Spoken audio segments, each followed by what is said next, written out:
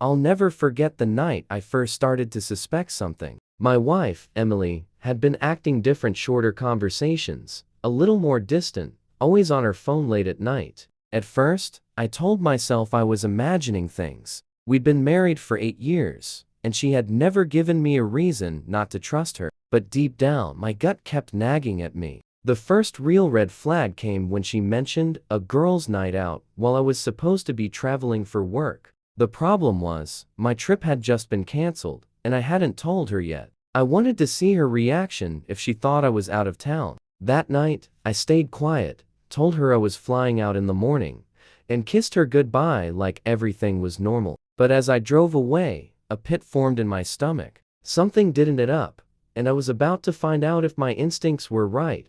I parked my car a few blocks away from our house, heart pounding like I was the one doing something wrong. From the shadows, I watched her come out, dressed in a way that wasn't for a casual girls' night. Tight black dress, heels she usually saved for special occasions, makeup done with extra care. She looked stunning, but it wasn't for me. That realization stung more than I could admit. I let her drive off before following at a distance, careful not to get too close. My hands were gripping the wheel so hard my knuckles were white. She pulled up to a hotel, the kind where people didn't go to sleep, they went to hide. My chest tightened as I saw her check her phone, smile, and then head inside. That image burned into my memory, her stepping into that hotel lobby like it was a second home. I didn't follow her in. Not yet. I needed proof, and I needed patience. Revenge couldn't be rushed, it had to be earned. The next morning, she acted like nothing had happened. She made pancakes, poured my coffee,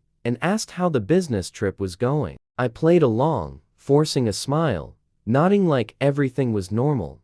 But inside, I was boiling. Every glance at her felt like a knife twisting deeper. That night, I checked the hotel's parking lot cameras online. Turns out, it wasn't hard to get access if you knew the right people. And there it was, her car, parked neatly beside a black SUV I recognized instantly. It belonged to someone I had trusted for years, a man I'd considered a friend. My jaw locked so tight I thought my teeth might crack. 2 betrayals, not just one. I wasn't dealing with a mistake, or a fling, or a weak moment. This was premeditated. She had been sneaking around, laughing behind my back with someone who used to share beers with me in my own living room. And in that moment, I promised myself I wouldn't just confront them. I would make them regret every second they thought I was blind.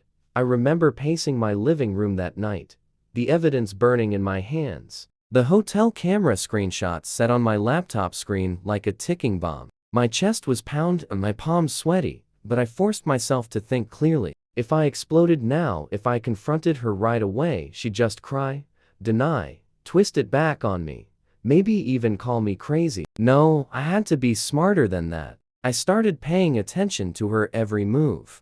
Her sudden trips to the store took way too long. The new lingerie she claimed she bought, just for me, but never wore. The nights she took her phone with her into the bathroom and came out smiling faintly, like a teenager hiding a crush. Every little detail became another nail in the coffin of our marriage. I'd catch her scent of perfume when I hugged her, stronger than usual, like she'd sprayed it on to cover something else, and through it all, played dumb. I kissed her goodnight. I asked about her day. I kept my voice calm, while inside, my brain was running laps around how I'd destroy both of them when the time was right. I started keeping a private log, dates, times, small things that didn't make sense because men like me get dismissed when we bring up feelings. But facts are harder to gaslight. I photographed receipts, saved text previews, and even bookmarked social media posts that hinted at nights out she never mentioned. I watched their patterns, the same restaurant, the same late-night bar, the same excuses about overtime. I learned his car's parking rhythm. I learned her favorite lies. And while I collected proof, something worse grew, that awful personal betrayal that eats you from the inside. Seeing her face at dinner while I scrolled through messages I'd already screenshot felt like swallowing glass. Friends asked why I seemed distant. I told them work was stressful. Co-workers thought I was tired. My wife thought I was a doormat. Let her keep thinking that. Let her believe I was broken. Because patience is a weapon, and I was sharpening mine. The plan was starting to hum, and every small victory I logged felt like laying another brick toward a wall I would one day slam down on both of them. I tightened every knot without making a sound. I started small, calling the hotel under a fake name, leaving an accidental seeming receipt where she would find it, and watching the way she swallowed when she thought I wasn't looking. I planted questions in conversations with people she trusted, then waited for their answers to come back to me like gifts. I put a cheap tracker on the car I knew she used and watched the little blue dot move on my phone at 2 in the morning. I learned his favorite bar, the way he texted when he was bored, the lies she told to cover a weekend away. At home, I kept smiling, kissed her like nothing had happened, and asked about her day as if I hadn't seen the evidence that screamed otherwise. She relaxed, believing she had hidden everything. That was her mistake, because now I had everything I needed, and the only thing left to decide was exactly how badly I wanted her to feel the consequences.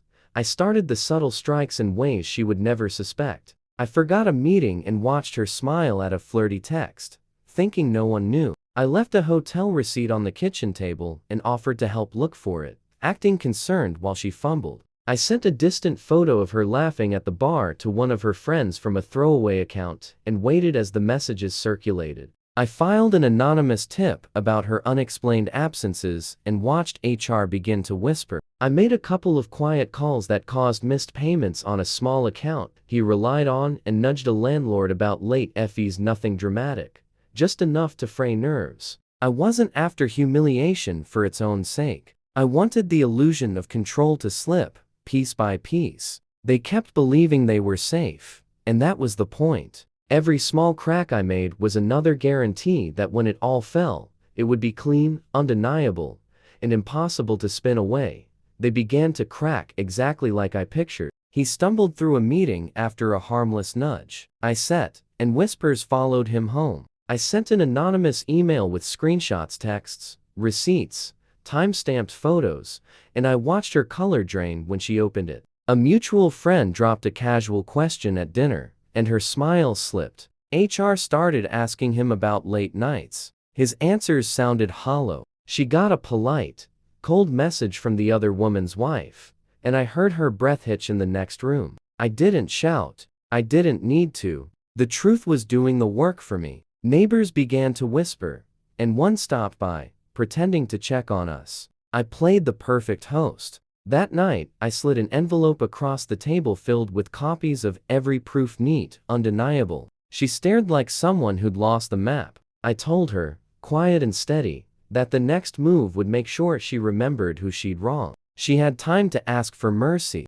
Instead, she asked how I could be so calm. Calm was the weapon she never expected. On the night of our anniversary, the very date she once used as cover for her betrayal, I staged a dinner that looked like a celebration. I invited close friends, family, and a few coworkers, people who mattered to both of us. She walked in, dressed beautifully, eyes scanning the room, probably thinking I was forgiving her, maybe even ready to start fresh. Instead, I stood, raised a glass, and played a short video I had prepared. On the screen rolled photos, texts, receipts, even clips of her late-night rendezvous. The room went silent, forks frozen mid-air. Her face drained of color as whispers filled the air. I didn't yell. I didn't accuse. I let the evidence speak. When the video ended, I calmly thanked everyone for coming, handed her divorce papers, and walked away. By the time the night was over, she had lost her husband, her reputation, and her carefully constructed lies. And me? I finally had my peace, not from her apology, but from knowing my revenge had been clean, sharp, and unforgettable.